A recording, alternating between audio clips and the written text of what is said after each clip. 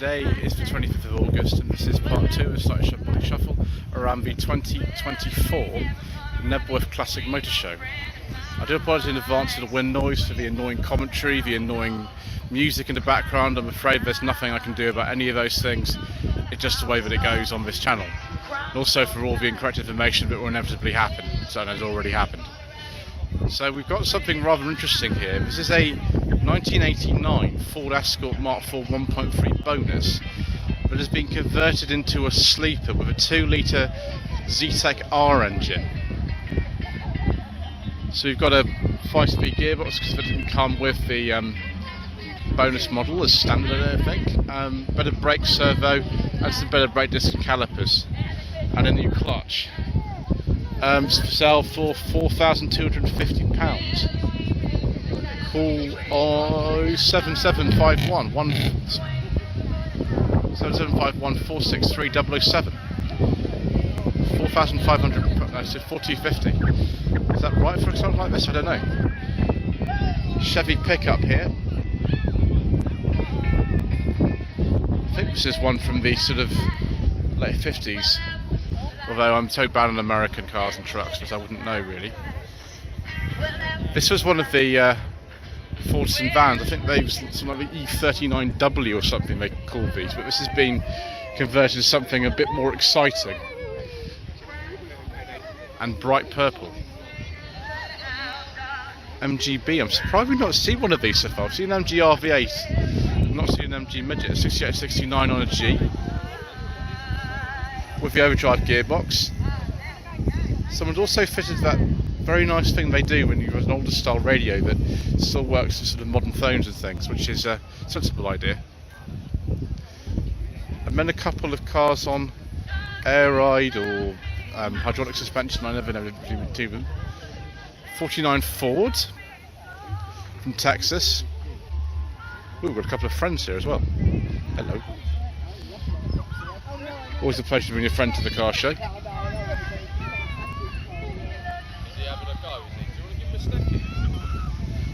And this is something from GM, I think this is. It's a Chevy Deluxe, I think they call them. And then got something else, a 33 Roadster with, well, almost exactly custom bodywork. It's a very, very nice job whoever's done this. Beautiful. Boot's not the biggest though. I imagine the fuel tank's in there. That's why it's really small. Ooh, a 964 generation Porsche 911 Carrera 2 convertible. Very nice. 1993, 1994 on an L.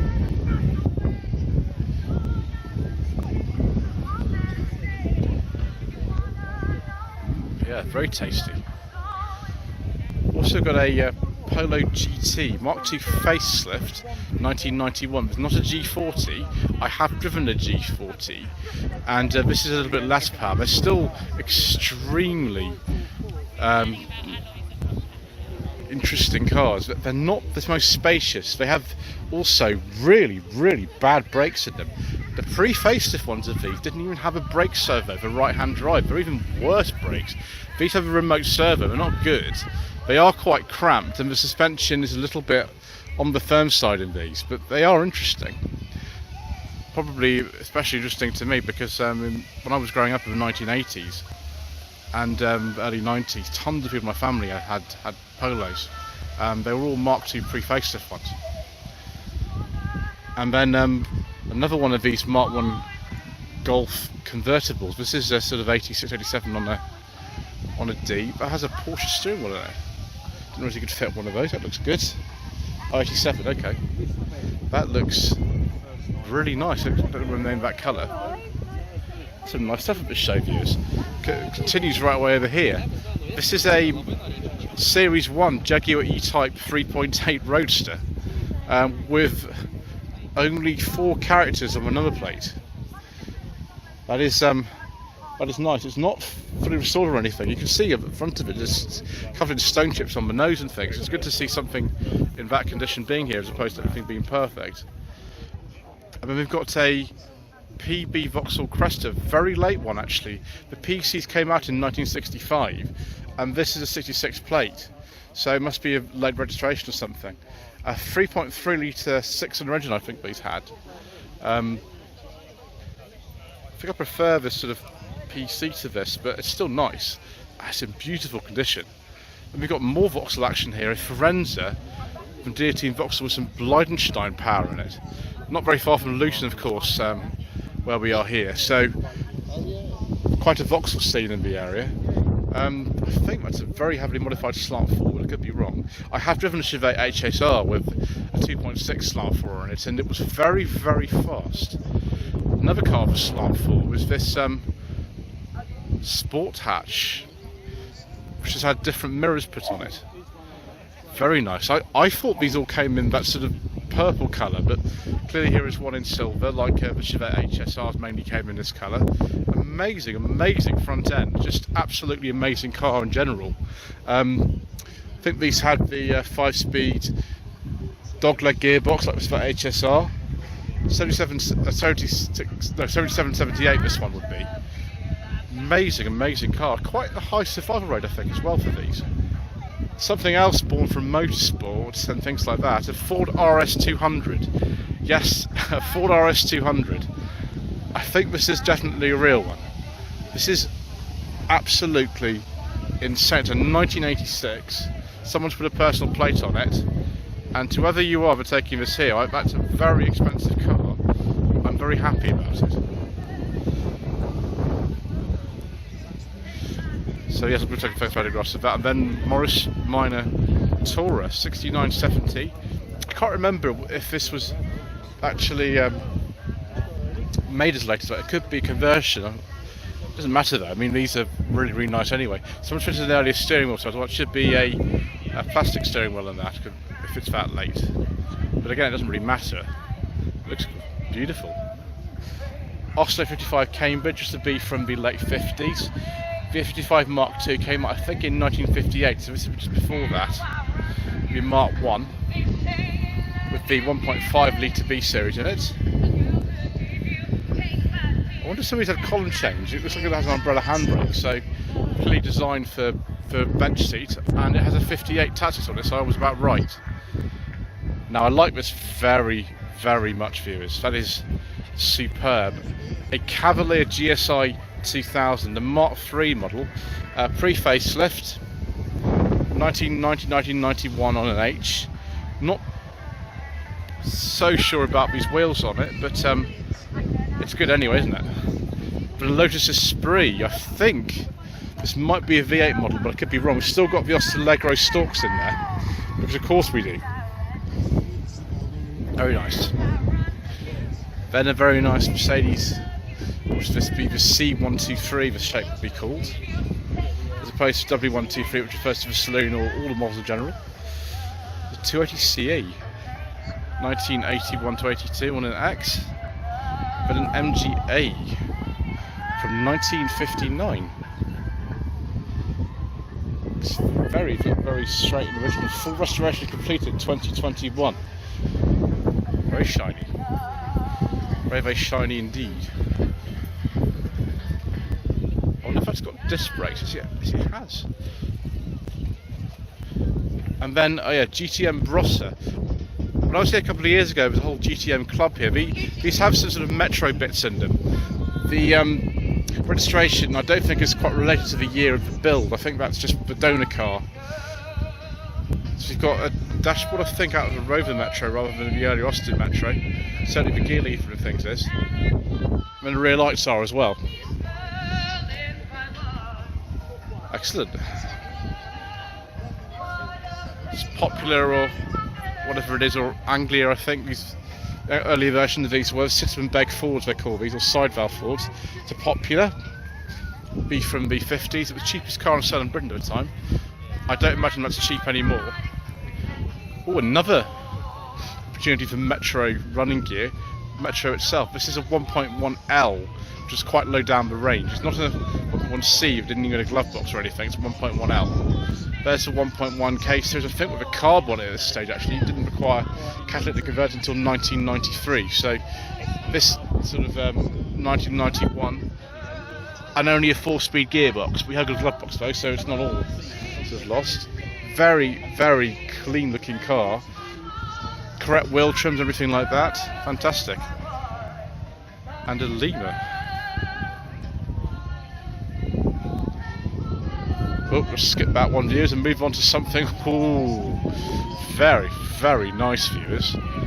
1984 to 1985. Jaguar XJ6 4.2 Sovereign Series 3. And, of course, a beige leather interior with wood. I think we've done it, viewers. We found something rather nice. Very, very nice indeed. Would like that very much. I think we've seen this before. This is a SD1 3.5 litre V8. It's from the early 80s. It's a sort of facelifted one. Rather sort of individual. And then in a 205, had a 309, and now we have a 205. I hope this is a petrol one, viewers. It's just before they made the sort of facelift of these in 1990. It's got the 88 or later dashboard, but it's still got the original rear end. So yeah, 8990 on a G would be probably a 1.4, maybe 1.1 GL with a TU engine. 1973, 1974 Jensen Interceptor Mark III. That's the third one we've seen, I think, of these. Third Interceptor. One was a coupe. And then a George Challenger 2016. I mean, obviously not officially sold over here, but they do turn up. I mean, you can get them unofficially imported, of course. Very nice. And then something even larger. This enormous van. I think this is a Ford Econoline or something like that. Is that what they call them? I can't remember now. I'm very bad at that sort of thing, is. But I think it's from the 1990s. And then a Vauxhall Vectra B GSI. Is this the Motorsport Development version of the GSI as well? It's like a 2.5 V6. 2.5 V6 models do make quite a lot of power. They're rated at 167 horsepower. I think the MSDs were a bit more, but they somehow produced like more than that they were stated as standard. So that's a very nice looking car. Be about 2000, maybe slightly newer than that. And then a very, very late Mark III Cavalier, 1996. It's a leather registration, a very unusual spec, 2.5 GLS automatic.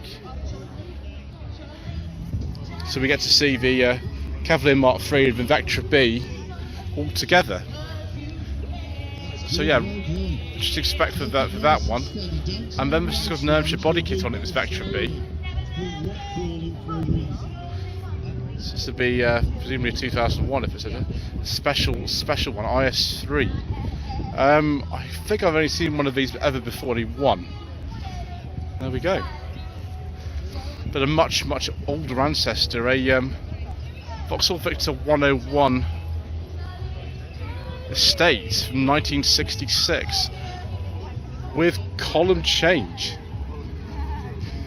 The Champions that was filmed here in 1967, this particular house, did use lots of Vauxhalls, and in one episode that was filmed in a different place, down in Grimsdyke, which is kind of near Harrow. One of these was using the chase sequence, which is hilarious because look at the track of this and the amount of power it had. I mean, it's not really the kind of car that you'd probably want to use in the chase. Probably not either this Morris Minor. 62 it says here. One of the last with the clap-hand wipers. With the 948cc version. The 1098 engine came a little bit later in 62.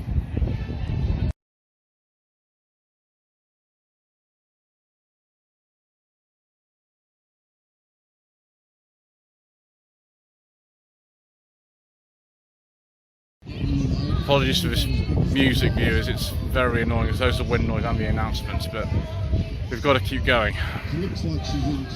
So what is this? We have a Volkswagen 1303 Beetle, it's in 1974, and it's been in the same family for 35 years. Bogart. Interesting nickname. This is rare. Look at this. It's a Capri 1.6 Cabaret that's been fully restored. Quite low spec for a Capri. Normally the ones you see are the 2.8 injections at this time. But this is 1.6 Cabaret, obviously been fully restored after a nasty accident. That's nasty. Yeah, 1983. Wow. It's written off by a drunk driver, so found another shell. And this has been put back together. That is a great job, isn't it? Amazing. Again, that sort of fashion of exceptional gold, something like that. And Renault 4CV, this is a bit older. This would be from the 1950s. And that again is in beautiful condition. Another MGB. Same rough colour as the other one. I can't remember the name of this green now. 73, 74 on an M with wire wheels, and someone's retrimmed the interior like a sort of white leather. Base model Mini in 850. Someone's put really nice start wheels on it, which is fine. They look good. 71, 72 on a K, so Mark III Mini. Made to look a little bit older than it is, I think. I'm not sure you've sort of got these quarter button things on it. Now this is good news. This looks to me very much like an X300 Jaguar XJ. In fact, it's an XJ Sport. Olive interior really, rather than a beige one, but still a leather one. Very, very nice. I don't know what year that would be. Yeah, XJ Sport would be like 96, something like that. And then we've got some very, very, very clean looking Mark I two-door Escorts, the value of which is increasing as I'm looking around them, of course. 71, 72, Mexico, with 4 spot groups. Same year as this one. RS seats, I don't know what model this is. Could be recreation, I suppose, or something, but I'm not quite sure. This one has a Cosworth engine in it. Imagine someone's dropped a Sierra Cosworth in that. 74, 75, so one of the last of the Mark ones. Oh yes, there we go. Is that out of a Sapphire Cosworth or something? It is. Somebody will, I'm sure, will let me know in the comment section below. I can't imagine it's too difficult to put those in. And another Mexico, or Mexico Tribute, I suppose, might be, I don't know. I think someone once told me that there are more RS Mexico Escorts on the road now than they ever registered back in the day. So possibly Tribute, possibly a real one, I don't know. 71, 70, 71, sorry, on a J. And then another Capri 3-litre S. It's a good day, viewers, when you see multiple Capri 3-litre S's.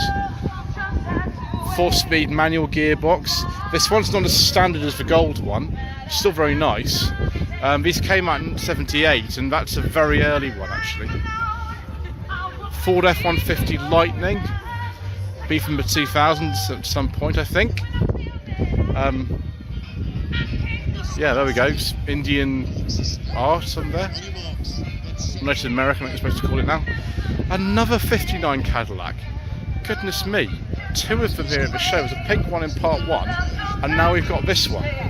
That's very nice to you. It's very, very nice indeed. You don't want to drive it necessarily because you'll damage it, but very nice. Then a 55 Chevy Bel Air is this. Another icon of sort of Americana, which we like very much. Then Chevy pickup, Chevy Apache 31, I don't know what that refers to. Is that the displacement or something? I don't know, probably not. Probably a bit bigger than 3.1 litres. And then something, Plymouth from 1967, Plymouth Belvedere GTX.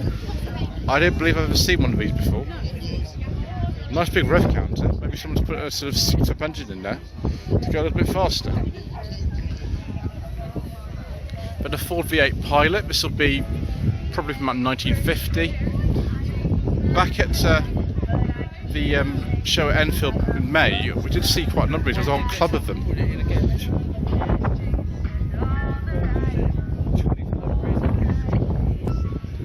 Flathead V8. And there we go, 3.6 litres. And something right up to date, a Chevy Corvette C8. This is the current model. Don't see too many of these.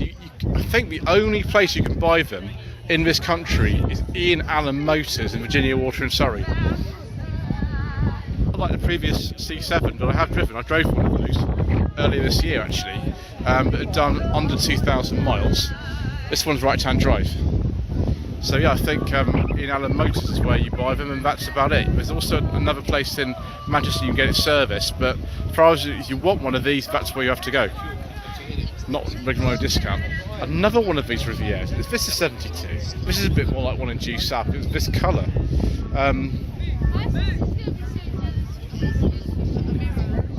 Let's get the front end of that. You don't want to hit something like that, could kill them. Yeah, it's probably 72. Crazy. And then a Vauxhall F-Type Victor. Goodness gracious me. Yeah, this is the original Victor. They came out in 57 and went to 61. Let's have a look at the back and see if this is one of the ones with the exhaust comes out of the bumper. Oh, it does. It's one of the early ones. Fantastic. The number plate actually also matches quite well because it says F on it. Wonderful. Oh, look at the interior as well. It's like a sort of shrunken down Chevrolet, isn't it? Obviously was the idea. The PA Cresta, of course, is even more outrageous than that was. Ooh, that's for sale. Is this by chance a Bentley or something? Looks to me like an R-Type or possibly a Mark 6. I never know the difference between them. Funny enough, when we got married 7 years ago, my lady wife and I, we had two of these Bentleys. One was a Mark 6 and one was an R-Type. There we go. Right, next section, viewers. Straight on to a Peugeot 205 GTI. Very nice. This one is a 1993. It's one of the very last. I think somebody possibly has changed those front indicators then, because the later ones did have clear ones. Yeah. Original paintwork. I think the GTI's only lasted until 1994. So it was one of the last ones. Slightly larger rival back in the day was the Golf GTI Mark II. This is quite a late one with the big bumpers. Yeah, 1991, 1992. So one of the last ones. Then a Volkswagen, see if it's right, drive the Tracker. These were in this country. Thing in America and 181 and various other type numbers. This is right-hand drive. It might be time for an import, which is a UK one. It will be a Tracker. 75, 76. It's all been repainted and things, and obviously the back. And more called Volkswagen action there and there as well. 72, 73 Beetle. Probably on some kind of air ride or electronic suspension. Right down at the bottom somewhere here.